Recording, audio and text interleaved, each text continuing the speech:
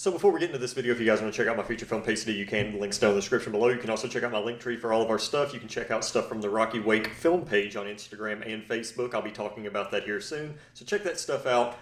This is a film that you don't get that often. I love films like this, and I'm going to talk a little bit about how I feel about films that are in the same vein as Strange Harvest. Now, Strange Harvest ended up premiering, I think, at Fantastic Fest last year, but it just got its big theatrical release this year. And I've not heard a lot of people talk about this film, which is very, very unfortunate. It's from the same director, Stuart Ortiz, that did Grave Encounters. And this is a sort of a mockumentary type of true crime film. I mean, it is a mockumentary for the most part. And if I could compare this to something that's extremely similar, I would probably compare it to the Poughkeepsie tapes. It's definitely very similar to the Poughkeepsie tapes. I really enjoyed the Poughkeepsie tapes, but I also really enjoyed Strange Harvest, where it's already in my top 10 of this year. Now, Strange Harvest is about a serial killer that did some killings in the 90s, and then he ended up kind of disappearing for a little bit, and then he resurfaces, and this is basically the police department talking about their experience with the serial killer and what his motives were up until basically the climax of the investigation, without getting into too many spoilers. Now, Strange Harvest, the guy that is killing people, wait, no it's not. The dude's name is not Strange Harvest. His name's Mr. Shiny. Detectives are thrust into a chilling hunt for Mr. Shiny, a sadistic serial killer from the past whose return marks the beginning of a new wave of grotesque, otherworldly crimes tied to dark cosmic forces. That's it. That's the premise. But the thing that I really appreciated about Strange Harvest is it could have went a very straightforward direction. It could have went in a way where you could have expected it. Things could have ended up turning out the way you would have expected them to. But what Strange Harvest does is it sort of goes off the rails and it takes a different approach to what has already been done before. Like, it is about a serial killer. We're seeing a lot of these grotesque crimes, which some of them are, let me just say, very, very nasty. But it takes a cosmic route, and I don't want to say any more than that because it gets really smart.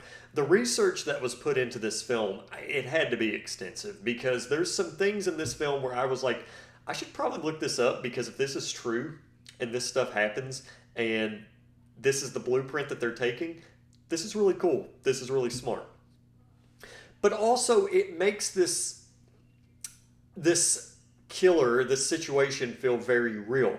I have always said that found footage films have not reached their full potential. Found footage, mockumentary, I do feel like mockumentary films, in terms of true crime, are very much so.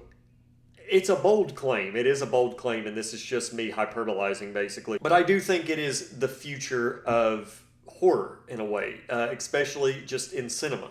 Because the thing about mockumentaries is when it comes to true crime documentaries, which are very popular, I think people underestimate how popular true crime is. Like, I know that people know that true crime is very popular, but I think people really underestimate the impact that it has globally on the world. There's a lot of people that watch true crime. There are a lot of people that exclusively watch true crime. I mean, it's a very big number, especially like, you know, all the shows and miniseries and, you know, films that come out on Netflix. There's a lot that are on streaming services.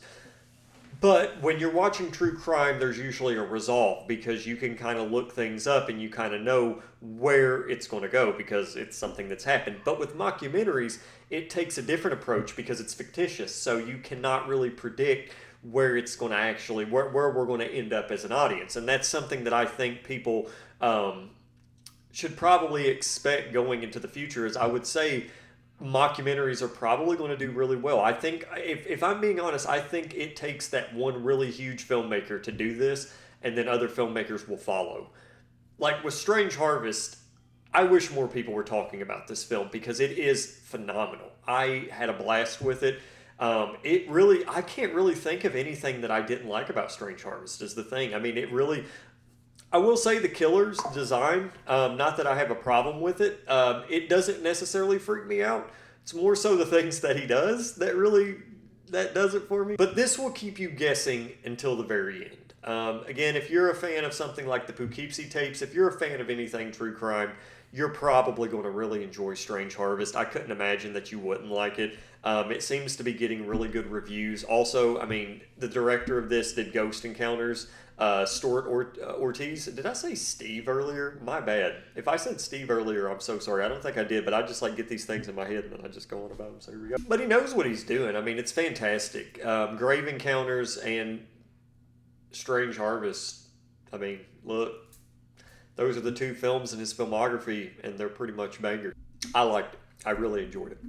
But anyway, guys, I hope you enjoyed this video. If you did, leave a thumbs up, maybe subscribe. Watch Strange Harvest, support the film. I would love to see this film get more traction because I really enjoyed it. But anyway, guys, take it easy. I'll see you next time. How many people have to go missing before law enforcement gets their heads out their asses? How many? Let me ask you something. Do you lose sleep? I mean, do you lay awake at night thinking about everything that goes on in the world around you?